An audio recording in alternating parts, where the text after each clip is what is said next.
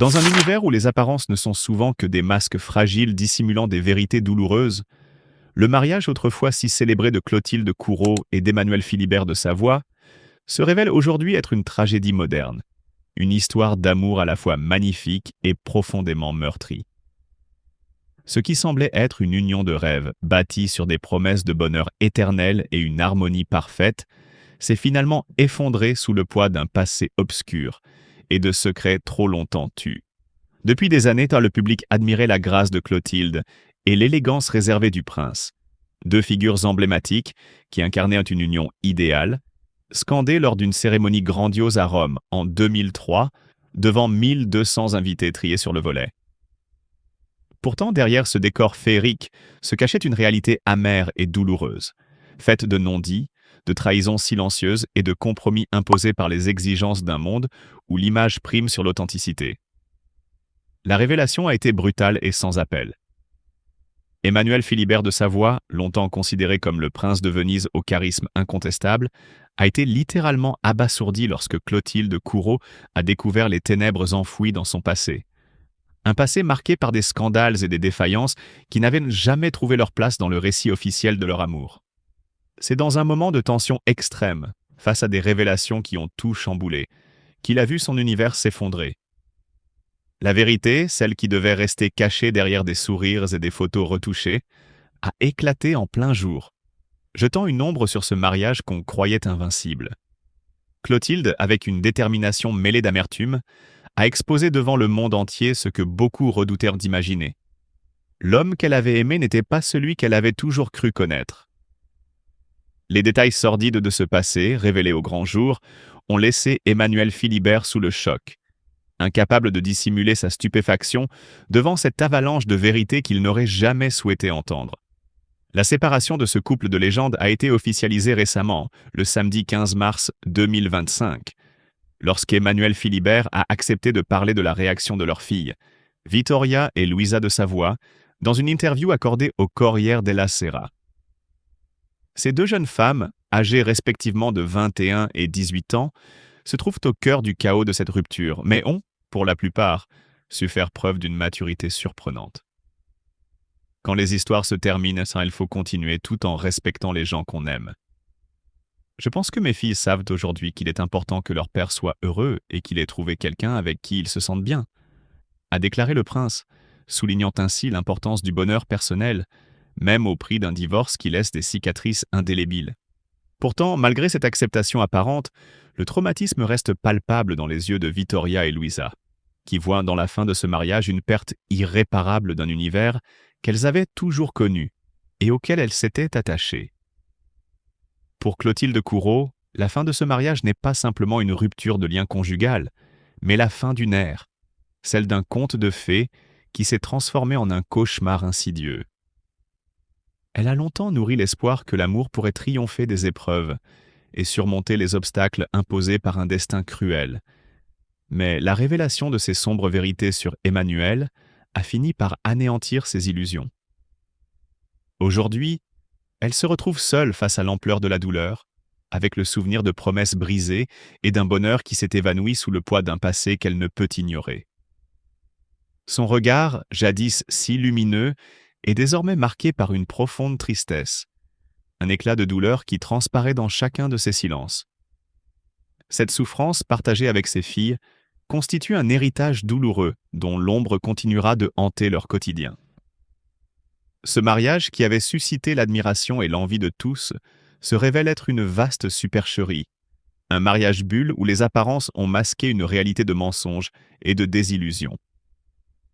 Emmanuel Philibert, qui se targuait d'un certain raffinement et d'une élégance héritée d'un monde aristocratique, ne fut plus qu'un homme perdu dans les méandres de ses propres erreurs. L'accumulation des secrets, des non-dits et des scandales a finalement mené à l'effondrement de ce qui paraissait être une union solide, mais qui était en réalité bâtie sur des fondations fragiles. La révélation de ce passé obscur a été un véritable coup de massue pour Clotilde, qui n'a eu d'autre choix que de se tourner vers l'extérieur pour trouver la force de reconstruire sa vie. Pourtant, le mal est fait, et la douleur demeure, marquant à jamais le cœur de celle qui a tout sacrifié pour un amour qui, en fin de compte, s'est avéré être une illusion. Quand l'amour s'effrite sous les trahisons, la chute vertigineuse d'Emmanuel Philibert et Clotilde Courreau.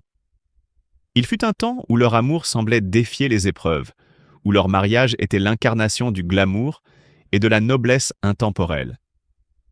Clotilde Courreau, actrice à l'élégance naturelle et au talent indéniable, avait osé franchir le pas, sacrifiant une partie de sa liberté pour devenir la princesse d'un monde révolu, au code strict et au regard scrutateur. Emmanuel Philibert de Savoie, lui, portait sur ses épaules l'héritage d'une dynastie, l'illusion d'un prince charmant moderne, incarnant à la perfection l'image d'un homme aux valeurs solides et à la loyauté inébranlable.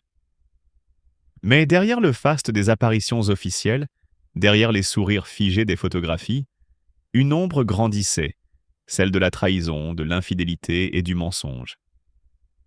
Aujourd'hui, ce mariage autrefois admiré s'effondre sous le poids d'un scandale aussi fracassant que révoltant. Clotilde, qui a tout donné pour maintenir l'équilibre fragile de cette union, découvre avec stupeur que l'homme auquel elle a offert son cœur n'était qu'un illusionniste, jonglant entre les apparences et les désirs interdits. Les rumeurs, longtemps chuchotées dans les couloirs feutrés de l'aristocratie, se confirment enfin. Emmanuel Philibert, le prince qui semblait avoir tout pour être heureux, n'a cessé de s'égarer dans des liaisons secrètes, des aventures fugaces qui aujourd'hui lui explosent en plein visage. Comment a-t-il pu trahir ainsi celle qui lui avait tout donné? Comment un homme, censé représenter l'image d'une famille, d'un héritage, peut-il se laisser emporter dans un tourbillon de tromperies et de passions clandestines, sans le moindre remords? Clotilde, d'une dignité exemplaire, a d'abord tenté de comprendre, de se raccrocher à l'idée que tout cela n'était qu'un malentendu, une illusion d'optique orchestrée par la presse à scandale. Mais la vérité, implacable et cruelle, est venue lui crever les yeux. Le plus insupportable dans cette histoire, ce n'est pas seulement la douleur de la trahison, c'est l'humiliation publique. Car Emmanuel Philibert ne s'est pas contenté de briser les vœux d'union sacrée dans l'ombre. Il a fini par se complaire dans son propre naufrage, laissant derrière lui un champ de ruines émotionnelles, où Clotilde erre désormais, dévastée mais debout. Ce mariage, qui aurait dû être un refuge, une forteresse de fidélité et de respect, s'est transformé en une cage dorée où Clotilde, impuissante, a assisté à la déchéance de celui qu'elle croyait être son pilier. Et maintenant, que reste-t-il? Une femme blessée, des enfants tiraillés entre la honte et la loyauté, et un homme qui tente de sauver la face, incapable de comprendre l'ampleur des dégâts qu'il a causés. Alors que Clotilde Courreau retrouve peu à peu ses forces, Emmanuel Philibert, lui, affronte le jugement implacable de ceux qui, hier encore, l'admiraient. Peut-on pardonner l'impardonnable? Peut-on reconstruire sur des fondations rongées par le mensonge? Le prince infidèle réalisera-t-il un jour qu'il a perdu bien plus qu'un mariage, qu'il a détruit une confiance, un amour, une histoire qui aurait pu être éternelle? Le conte de fées est terminé. Ce qui reste maintenant, c'est une vérité brutale et insupportable. Emmanuel Philibert n'a pas seulement trahi sa femme, il a trahi l'idée même de l'amour.